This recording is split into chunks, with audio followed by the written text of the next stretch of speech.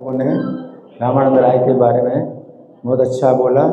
आवाज़ आ रही साफ? ठीक है। तो रामानंद राय जो है इनकी बहुत विशेषता बतलाई गई।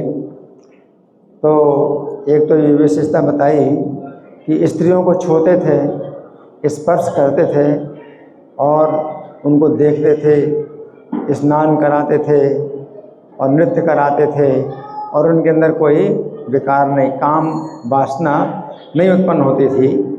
तो ये विशाखा सखी के अवतार हैं। अगर विशाखा सखी के अवतार हैं तो उनको पुरुष का शरीर जरूर प्राप्त हुआ है, लेकिन वो भाव उनका विशाखा के भाव में है, स्त्री के भाव में। तो स्त्री जैसे स्त्री को छुएगी या देखेगी तो काम बेकार नहीं होगा। तो विशाखा सखी के अवतार हैं, इस कारण से वो उसी विशाखा भाव में वो स्त्रियों को छूते हैं और देखते हैं और कुछ उनको काम बेकार नहीं होता। या अगर अर्जुन माना जाए कि अर्जुन के अवतार हैं, तो अर्जुन में भी जो है यही योग्यता थी कि जिस समय विराट नगर में वो अज्ञातवास कर रहे थे, तो राजा विराट की पुत्री उत्तरा को 1 वर्ष तक उन्होंने नृत्य और गीत की शिक्षा दी। तो उसमें भी जो है वो उसको उत्तरा जो कि युवती थी, उसको वो जो है नृत्य सिखाते थे, गीत सिखाते थे और एकांत में सब होता था।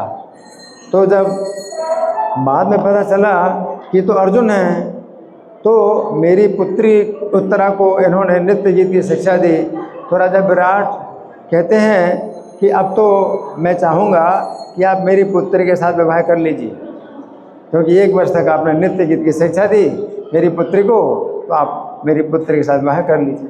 अर्जुन ने कहा कि नहीं, मैंने उसको हमेशा अपनी पुत्री के रूप में ही देखा है, वो जो है मेरी शिष्या है, तो मैं उसको अपना पुत्र ही मानता था। ये वही जो अर्जुन है, अगर रामानंद राय हैं तो बिल्कुल वही चरित्र उनका भी है अर्जुन का। और अर्जुन ने कहा कि मैं विवाह नहीं करूँगा, मैं इसका विवाह अपने पुत्र के साथ करूँगा। तो अभिमन्यु के साथ उत्तरा का विवाह किया अर्जुन ने बताया कि दुनिया भी समझेगी कि मेरा मन कितना बस में है। इस प्रकार से अर्जुन का इसी प्रकार से जो है चरित्र है। दूसरा, अर्जुन ने भगवान से गीता सीखी, गीता का उपदेश भगवान से अर्जुन ने प्राप्त किया है। तो उस अवतार में भगवान ने अर्जुन को गीता का उपदेश दिया। अब चैतन्य अवतार में भगवान स्वयं उनसे उपदेश लेते हैं। तो भगवान इतने प्रसन्न हैं अर्जुन से कि तुमने मुझसे गीता का उपदेश लिया है, तो अब जो है मैं तुमसे उपदेश लूँगा। तो भगवान ने तो गीता से आगे वाला जो टॉपिक है वो भगवान ने रामानंद राय से प्राप्त किया। तो वो जहाँ गीता समाप्त होती है वहाँ से शुरू होता है टॉपिक राय रामानंद का चैतन्य महाप्रभु के साथ में जो संवाद है। तो ये भगवान की ऐसी लीला है। भगवान कहते हैं अर्जुन से, इस अवतार में मैंने तुमको गीता का उपदेश दिया, अब इस अवतार में जो है मैं तुमसे उपदेश लूँगा। और लेकिन राय रामानंद के अंदर का जरा भी घमंड नहीं है कि मैं उपदेश दे रहा हूँ।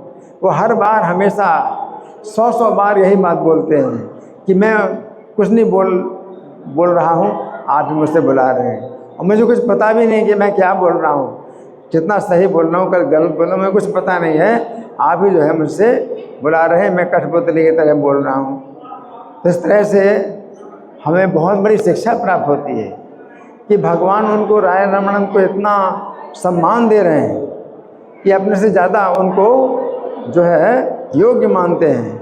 और भगवान अपने को कहते हैं कि मैं मायावादी सन्यासी हूँ। और राय रामानंद सच्चे भक्त हैं और कृष्ण के जो है बहुत ऊंचे धरातल के भक्त हैं, लेकिन उनको इस बात का जरा भी घमंड नहीं होता। वे हमेशा उसी चेतना में रहते हैं कि मैं जो है मतलब बिल्कुल नालायक हूँ। तो ये जो शिक्षा है ये हमें जो है लेनी चाहिए कि कई बार बड़ा सम्मान मिलता है कि भाई हमें बहुत ज्ञान है और हम बड़े विद्वान हैं और बहुत लोग तारीफ करते हैं, लेकिन राय रामानंद की अगर कृपा हमारे ऊपर होगी तो हमें ज़रा भी अभिमान नहीं आएगा कि मेरा इतना सम्मान हो रहा है तो मैं सोचूं कि मैं बहुत बड़ा भक्त बन गया हूँ या बहुत बड़ा विद्वान बन गया हूँ। तो ये सब चीज़ें जो है राय, आज उनका तिरुभाव दिवस है, आविर्भाव दिवस उनका आता नहीं, इसलिए साल में एक ही दिन होता है कि हम उनको याद करें। तो आज हम उनसे कृपा की याचना करते हैं, उनकी कृपा का द्वार खुला हुआ है, तो हम उनसे कृपा मांगते हैं कि उनके जो गुण हैं उसका एक बिंदु अगर हमारे जीवन में अगर आ जाए तो हमारा जीवन सफल हो जाए। श्री रामानंद राय तिरुभाव तिथि महामहोत्सव की जय। श्रील प्रभुपाद की जय।